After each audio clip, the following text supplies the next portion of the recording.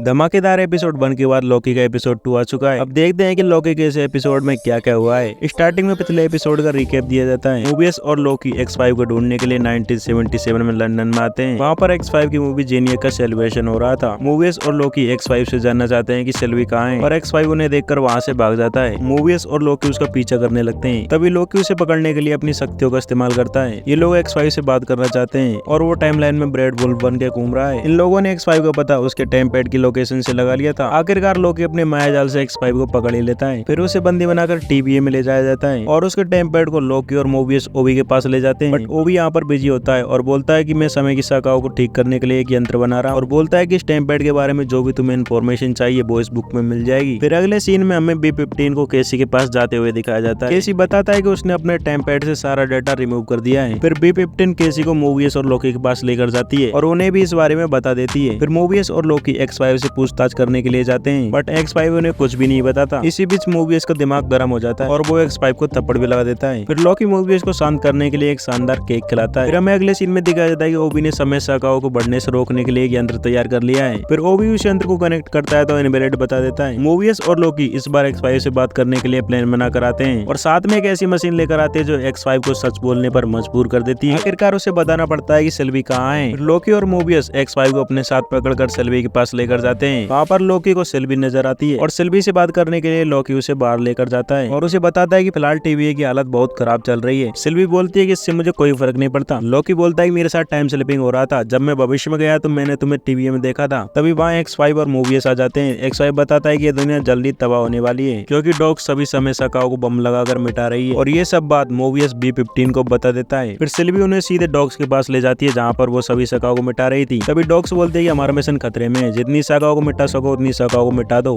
अभी तक डॉग्स ने 50% शाखाओं को मिटा दिया। फिर लॉकी और सिल्वी उन्हें रोकने के लिए उनकी मशीनों को तबाह करने लगते हैं। एक एक करके उसकी सभी मशीनों को तोड़ देते हैं और यहाँ पर लॉकी और सिल्वी मिलकर एक कंबाइन अटैक करते हैं जैसे उन्होंने पिछले सीजन में किया था। और सिल्वी वहाँ पर एक डायलॉग बोलती है, डोंट ओवर थिंक इट। लेकिन जनरल डॉग्स ऑलमोस्ट सारी की सारी टाइमलाइंस को रिमूव करने में सक्सेसफुल हो जाती है और डॉग्स को बंदी बनाकर TVA में ले जाया जाता है। इसे देखकर सिल्वी कहीं पर चली जाती है। तो क्या अब जो रिमूव हुई टाइमलाइंस वो हमेशा के लिए रिमूव हो गई है और वो कभी नहीं आने वाली, जिनमें करोड़ों लोगों की जिंदगी बसी हुई थी। लेकिन इसका मतलब ये नहीं है कि और टाइमलाइंस ब्रांच नहीं बनेगी। बट ये सब इतना भी सिंपल नहीं है। हमें लास्ट में दिखाया जाता है कि सिल्वी एक स्टोन के साथ में है, लेकिन ध्यान से देखने पर पता चलता है कि वो एक टेम्पैड है और ये कोई साधारण टेम्पैड नहीं है। ये पोलार्ड का टेम्पैड है जो पूरी की पूरी टाइमलाइन को संभाल रहे थे। सिल्वी उस टेम्पैड को यूज कर रही है। अब आने वाले धमाके क्या होंगे वो तो नेक्स्ट एपिसोड में पता चलेगा जो फ्राइडे को ड्रॉप होगा। फिर भी ये एपिसोड आने वाले एपिसोड के लिए अच्छा खासा फाउंडेशन खड़ा कर देता है। लॉकी ने जिस तरीके से इसमें डायलॉग एंड एक्टिंग की है वो वाकई जबरदस्त है। आपके थॉट एंड थॉरीज इस बारे में क्या बोलते हैं कमेंट करके जरूर बताना। वीडियो में कुछ पसंद आया हो तो लाइक एंड सब्सक्राइब करना मत भूलना। मैं हूँ स्टार FT लव। मिलते हैं नेक्स्ट वीडियो में। Good bye.